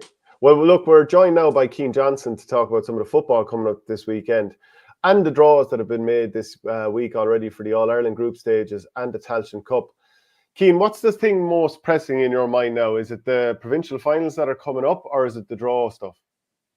It's probably the draw, to be honest. I know we'll talk about the Mayo Galway in a minute, but I don't know why the draw was made before the provincial finals. I don't know if it was a time thing, but looking at the draws, definitely the Connacht loser is getting a more favourable draw in my view. Go through it for us there, just a couple of things that interest you. Yeah, so basically, say whoever loses the Connacht final, right? So you've Cavan at home the first day, then away to Roscommon, and then you're home to Dublin in a neutral venue. But right, you might look at that. Okay, you're playing Dublin, but Dublin will have already won their first 2 games and will likely be true anyways. And we've seen before in the Super 8s and in the Sam Maguire games last year, Dublin have really rested players in the last group phase. So I think that's a more favourable route, because the Connacht winners, for your reward for winning on Sunday is you're home to Derry in the first game, which is not a favourable draw. You'd make Derry favourites against Mayo or Galway on current form. Then you're away to Westmeath. Fair enough, you might say there's your 2 points, but Westmeath were a couple of points off Armagh last year and a kick of a ball away from knocking out Tyrone. And then your last game is a neutral venue against Armagh or Donegal, whoever loses. So I'm not saying for 1 second that Galway or Mayo will be trying to lose this Sunday, but I think whoever wins will quickly realise they have to play Derry. And it's just so silly from a GA point of view that they would allow this stuff to be in players and teams' minds. I mean, I get it to some degree. You need to do scheduling and all that, but I don't know. It's a massive own goal as far as I'm concerned. Just in terms of the Tailteann Cup draw, then, what do you make of that? Do you find that much of that particularly tantalising? I'll try and get the table here if I can. Yeah.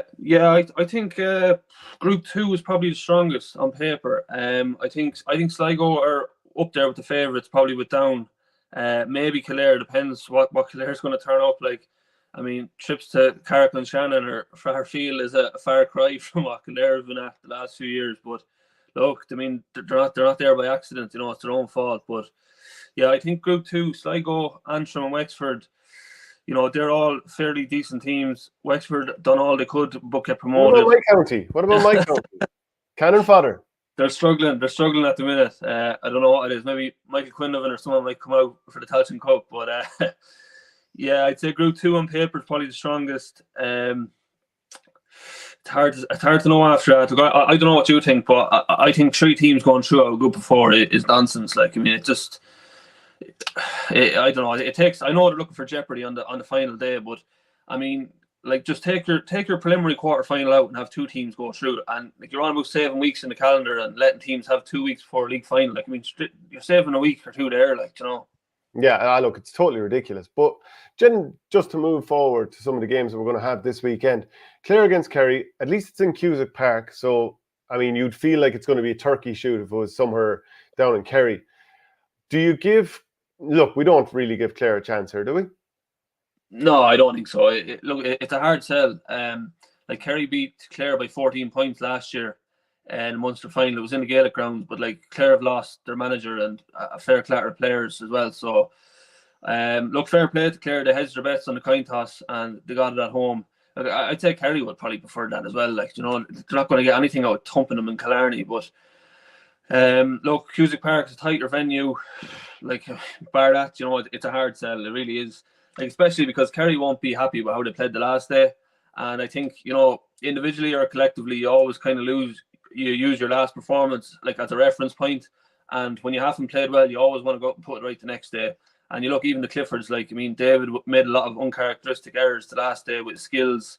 Paddy had a good few wides. Like, I mean, you know, you'd fear that Clare are going to bear the brunt of a really strong performance from Kerry the next day. I just listened to Jack O'Connor there. Jason Foley and Brian Begley are back in training. I don't think they'll be risked, probably not this weekend, but it's positive for the round robin because like the knock-on effect of Foley not being there is Tyke Morley has to man-mark the best defender. Gavin White had to go to 6.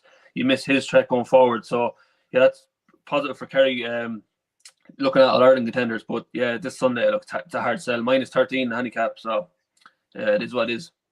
Before a Clare viewer or two gets in this comment, I know it's going to come, that people in general say it's a smaller, tighter venue, but the pitch is actually massive and it's probably bigger than most venues. It's just the actual stadium's a little bit smaller. But I just know that comment's coming, so I said I'd get in a little bit early. Just going through Clare's performances so far this year, to be fair, like they've done a great job to bounce back from losing Colm Collins and all those players. Like, so first round of the league, and they finished 3rd in Division 3.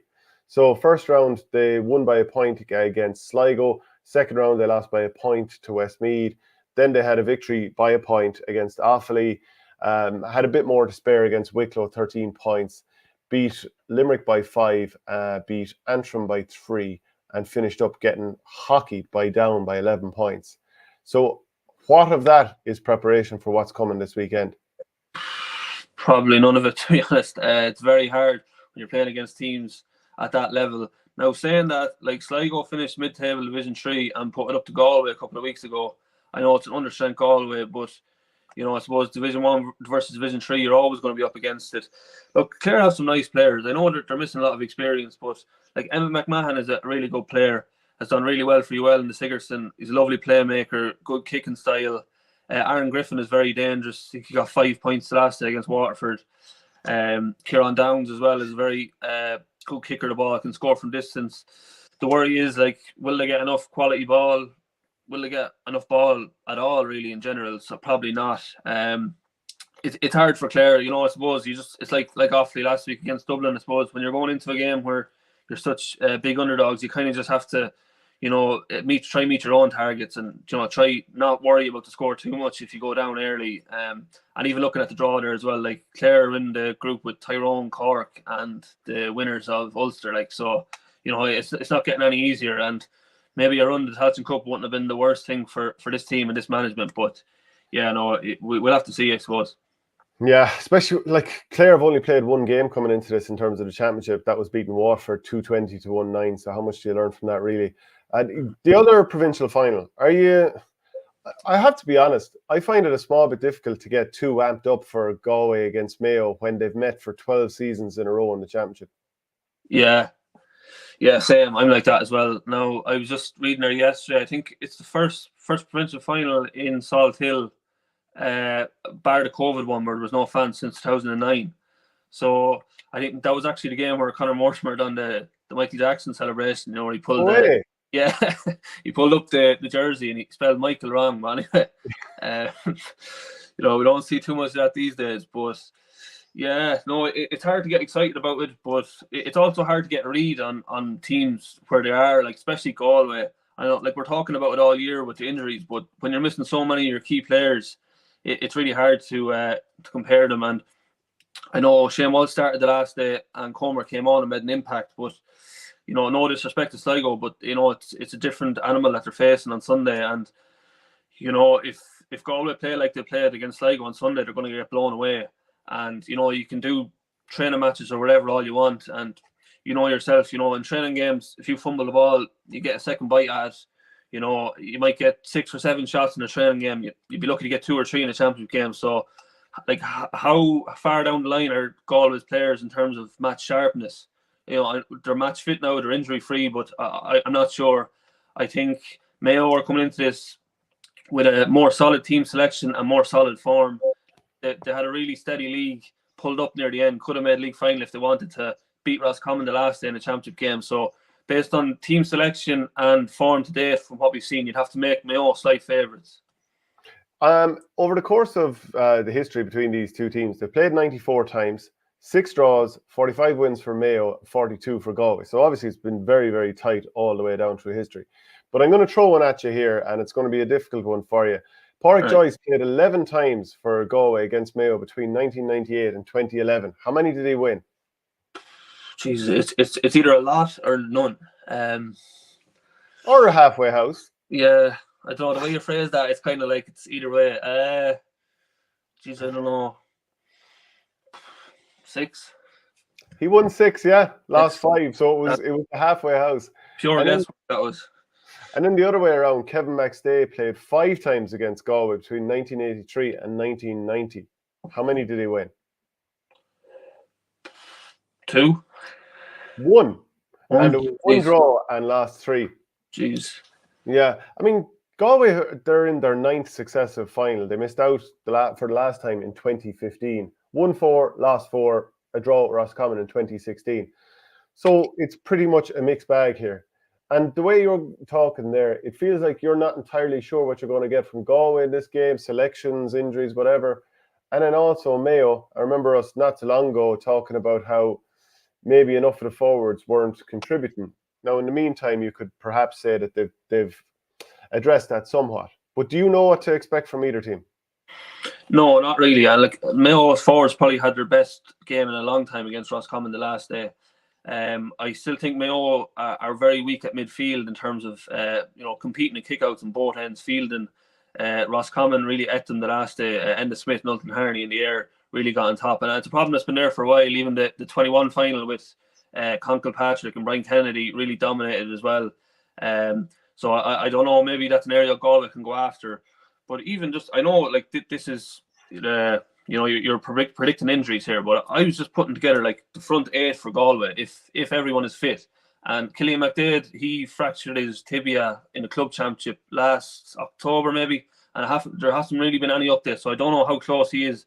But bar that, everyone else is featuring at the minute.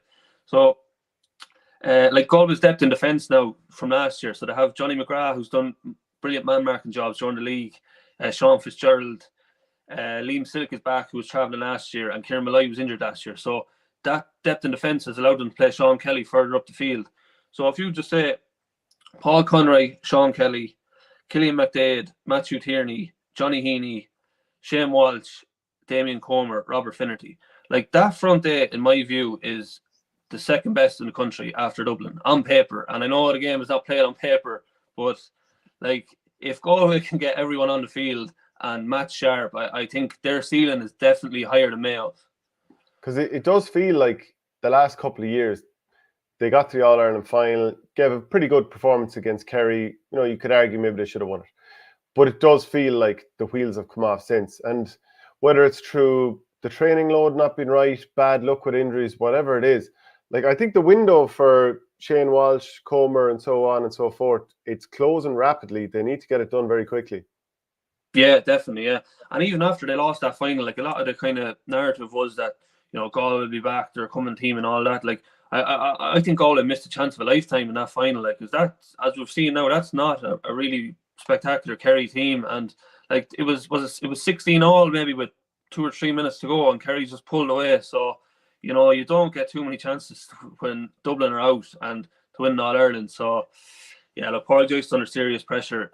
We definitely want to get one over Mayo. I know they've won the last few Connachts. I was actually reading this morning, Stephen Rossiter has never won a Connacht as a coach or a manager.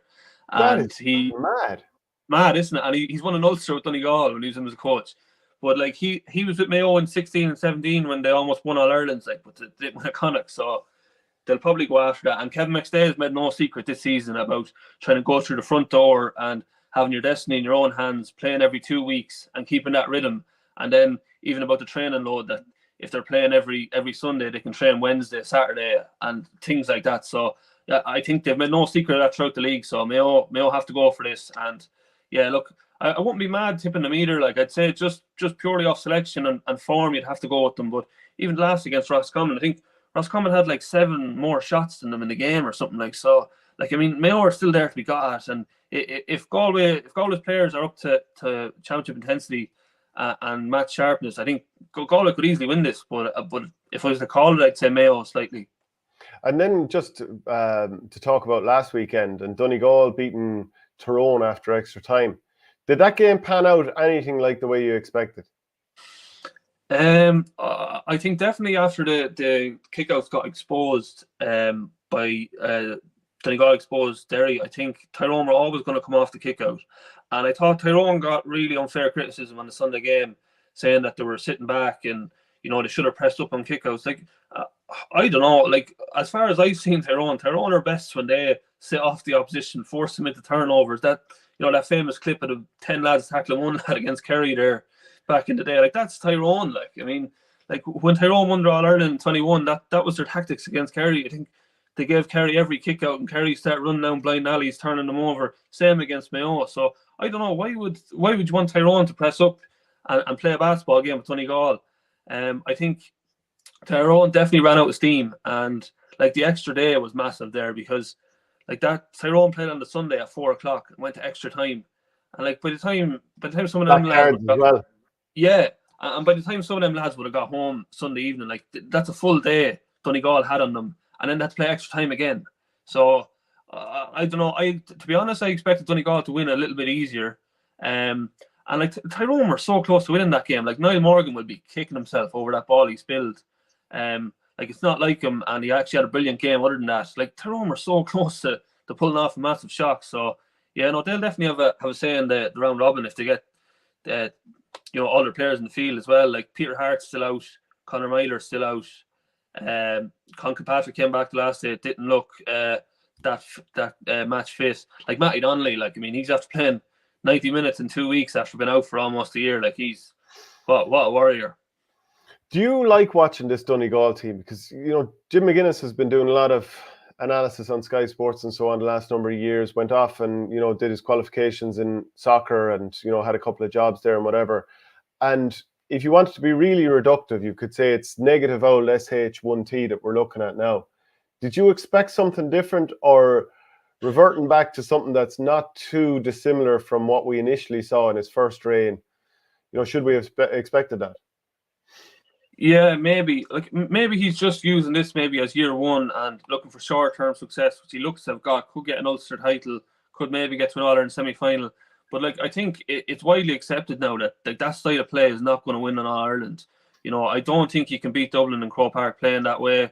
I think. Do you like watching it? No, definitely not. And even just watching like that style of play, even across the weekend, like the down Armagh game, like I was watching Newcastle and Sheffield United before that game. It was 5-1 to Newcastle, and there was 20 minutes gone in Armagh and down. It was 1-1, and I was like, "Is this going to be the first time ever that a soccer game has outscored a Gaelic football game like it?"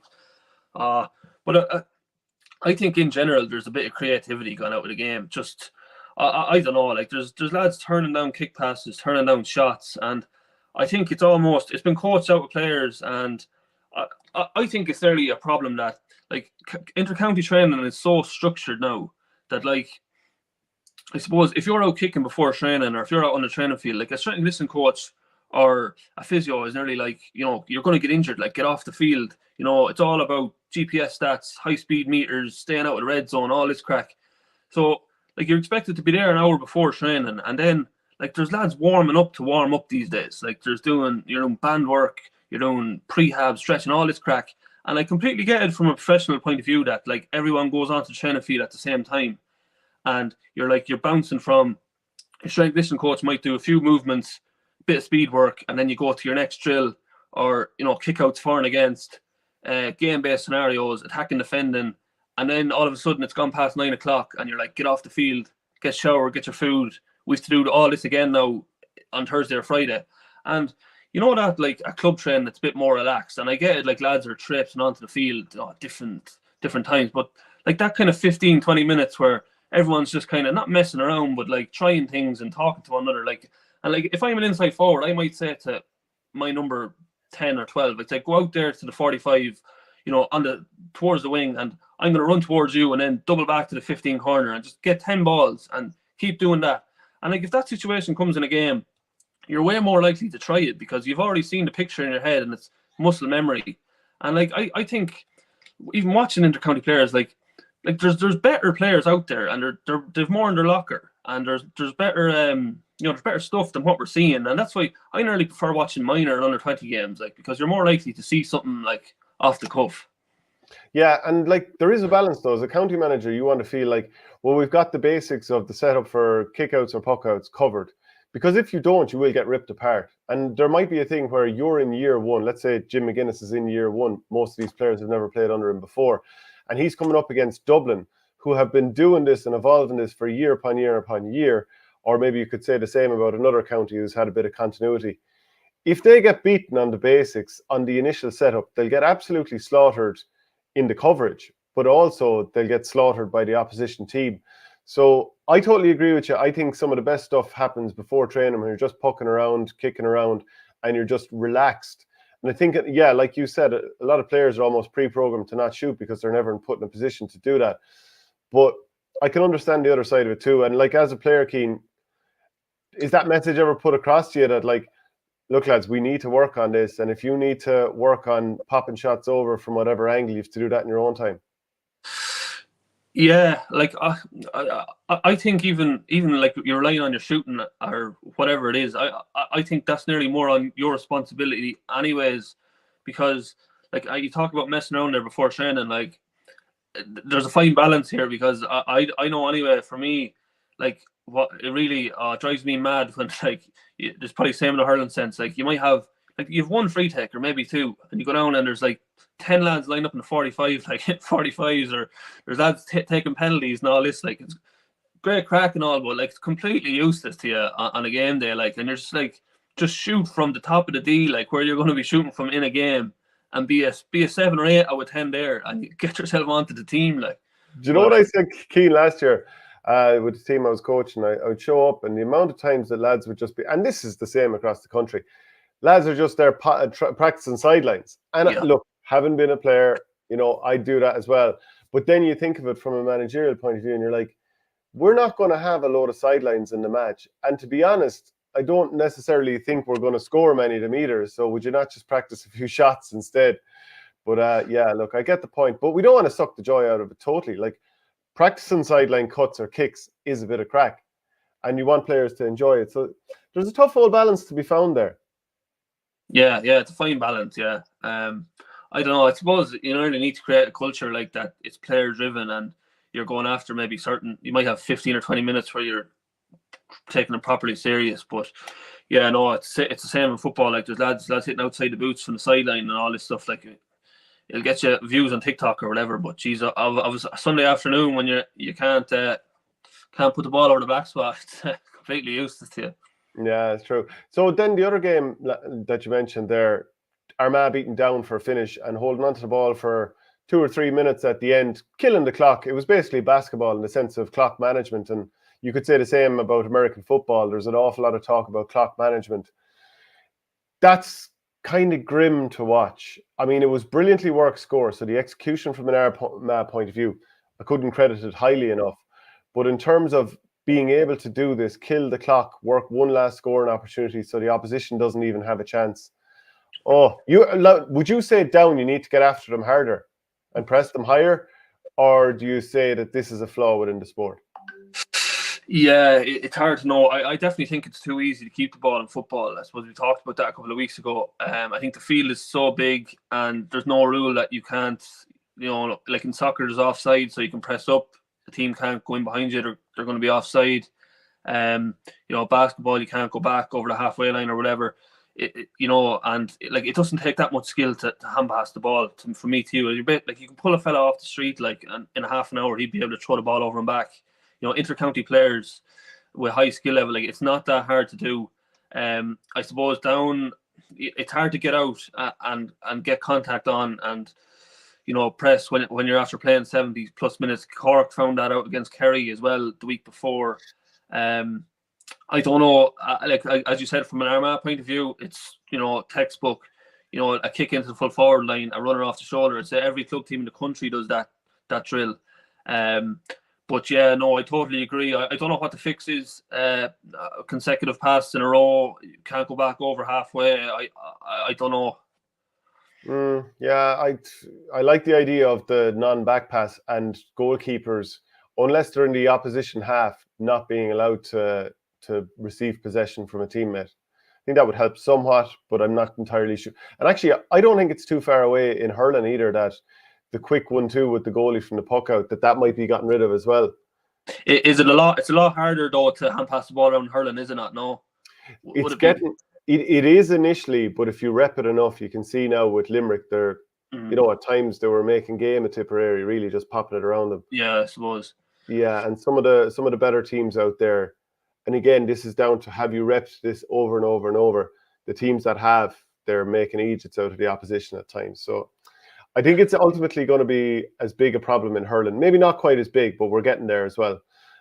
Just in terms of Dublin beating Offaly and Louth beating Kildare, I think the big talking point there is Kildare, again, their only victory this year is a last-minute winner against Wicklow. Other than that, they've lost every single game, and there seems to be no end to this crisis, always finding a new low. Yeah, exactly, yeah. And to be honest, I don't even think they look like been in the game for a long time. Like, I mean, like when you look on paper, like the full forward line, Kevin Feely, Daniel Flynn, and Derek Irwin. Like, I mean, like how is that not putting up? How is that not putting up more than 10 points a game? I don't know. And you look at Louth, like Louth have good players, but I mean, I suppose that's the kind of old saying that like sometimes the best players don't make the best team. And Louth are a team now that have got their conditioning up to a Division 2 level under Mickey Hart, and Gerben has just continued it on. But yeah, Kildare, like, I mean, where do you go from here? Looking at their group there, do you fancy them to get out of that? Leitrim, Longford, Waterford? I mean, in general, most years you would be saying they're going to hammer those teams. Yeah, exactly. But like, what Kildare is going to turn up?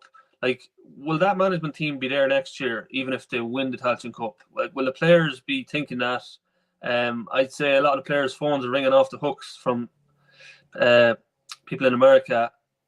It'd be very easy. The way they're playing and have been playing, would they really be ringing off the hook? Some of them will, I'd say. But look, I don't know. Like, would it be very easy now to jump ship and probably know that management team's not going to be there next year, and you're coming into Division 3 campaign, possibly pick it up, win a few games, and you're guaranteed your SAM spot for next year. I don't know. It really is hard to know. Like, do the experienced players in the dressing room just grab everyone together now and say, look, everyone's saying we're useless. We just need to go and do what Meath did last year. We'll win this, get a team holiday out of it, have a bit of crack, and then we'll take next year when it comes. But it'll be really interesting to see what 15 they have out. Like, do they take out the players who haven't been performing and give young fellas a go? Do they stick with that? Like, they should have enough quality to win them games there, as you're saying. But like Down and Sligo, I'd say outside of that are probably the other two favourites. So there's no guarantees to even win it. But yeah, geez, it's a serious low for Kildare. Yeah, and obviously you have a guarantee of being in the Sam Maguire competition next year if you do win it. So there's a lot at stake there. Dublin obviously battered your own Offaly. It wasn't unexpected. To be fair, 322-11, a 20-point defeat, probably about right in terms of what you'd expect. Yeah. Like, I think even from talking to people, like, some people expected it to be a lot worse, to be honest. Like, they ran in 3 goals. You'd probably be disappointed maybe with 2 of them from a defensive point of view. But, like, I mean, we've a lot of young players who competed all right at stages. But, I mean, when you're playing Dublin, you just need to hit your own targets. Like, I think some of the boys were saying they had targeted 10 points, they kicked 12. Even some of the other metrics, they were close to meeting them. So I don't know. I suppose it's a experience for them to see the conditioning and everything with Dublin. But maybe if it was in Tullamore, it would have gathered a bit more of a crowd, and the scoreline might have been a small bit closer. But yeah, no, it's just a bit grim, like the way there was 21,000 there, and at no stage was there 21,000 in the stadium because all the Kildare Louth people left. So yeah, look, I don't know what the fix is. Like, it's got to the stage where Kieran Kenny had said he would rather play Meath and Navan. Like, that's the stage it's got to. Like, so look, I don't know. Like, I mean, Sean Bugler didn't feature last day. Brian Howard wasn't there. Like, I mean, you know, it's literally a warm up tournament for the All Ireland series for Dublin. So, yeah, like it's grim. Yeah, it's so disappointing that every time we talk about, I suppose, the Munster Football Championship and the Leinster Football Championship, you can't help but almost throw your hat at it. And even I find Connacht, the repetitive nature of the same teams playing over and over, I'm just like, I can't get up for that either. They just need to maybe just play these provincials at the start of the year. But we probably shouldn't be talking about that stuff. But it's hard not to keep coming back to it. I'll give you one, right? So I heard a few people talking about this. Do you think if Dublin were playing in Ulster, would they have won like as many in a row, say, as what have only Leinster they've won in a row? No, I don't think they'd have won all of them, because there's an attritional aspect to that. The injuries you pick up, and not just on 1 year, but year to year to year, you are going to lose players, and you'll have a little, I suppose, issues appearing in terms of like, how do we fill that spot, and we have to move lads around. Like what you said with Jason Foley being missing from the Kerry team. I think ultimately they would have taken a few hits or a few suspensions somewhere along the lines. I don't think so. Like, I'm thinking back, the amount of times that I wrote articles over the years when I was working for different places, working out the average the average margin of victory that Dublin were having in games, because you were just trying to find something with a bit of an angle, and it was try and find the shock value of, now Dublin's average winning margin is 16 points, now it's 70, you know, and it was just, it's grim. No, but I do think, to be fair, that they would have lost a few games up there.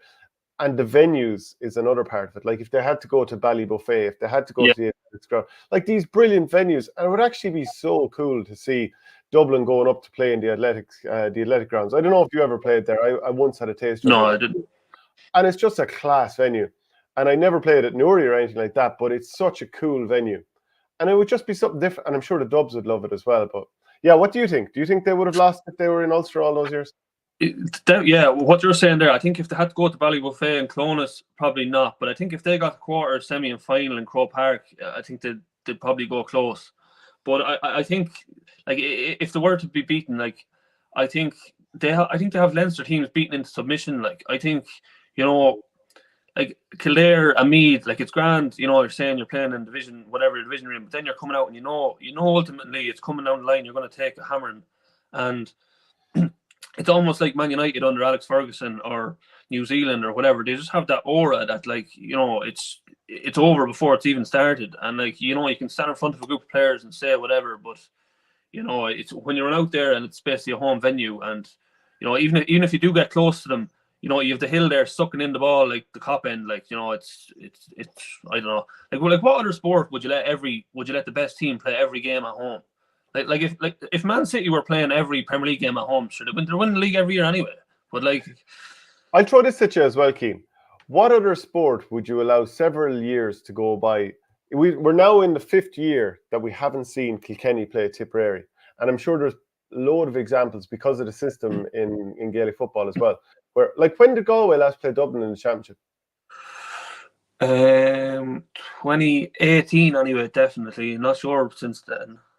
What other sport in the world would allow that to happen? Like, so our tournaments should be set up so that all these top teams are guaranteed to play each other at least once. Now, I've said this many, many times, like, and it's easier to plan this out for the hurling, but I think it could be done with the football, and especially now that they've worked in the tiers with the Tailteann Cup. But, like, in hurling, you've got 5 teams in Munster, you've got 6 teams in Leinster. Let them play each other off, just like the 5 and 6 nations, whatever way you want to look at it. Whoever finishes top, they get the cup. And then just put the 2 team tables together, and then allow Tipperary, etc., to play all the Leinster teams. Let everyone play each other once. Everyone has played 10 games. Put the top 4 into All-Ireland semi-finals, or include the next 2 for quarterfinals. Everyone else into relegation. And you're guaranteed a brilliant season where you've got a full calendar and games that are relevant the whole year instead of league, which doesn't matter. Yeah, I get what you're saying. But say if Kilkenny had played Tip every year, would it lose? Like, say with Mayo Galway, would it lose a small bit? Would you, like, I know there's no way to do this, but, like, would ideally, like, maybe every 2 years? I know, like, there's no way you can map that out. I think the problem, Keane, is that it's like Galway Mayo. It's like, this is one of the few games, so it's every single year. We don't get that many games, but we always get this, so it's a bit sickening. Whereas, like, in the Premier League, Man City against Liverpool or Liverpool against Man United is brilliant every single year. because it's not the only game that's on. But you'd be like, if you didn't have any Liverpool against Man City game or Arsenal against City game this year, would you not have been fairly sickened and think, geez, that's a disaster?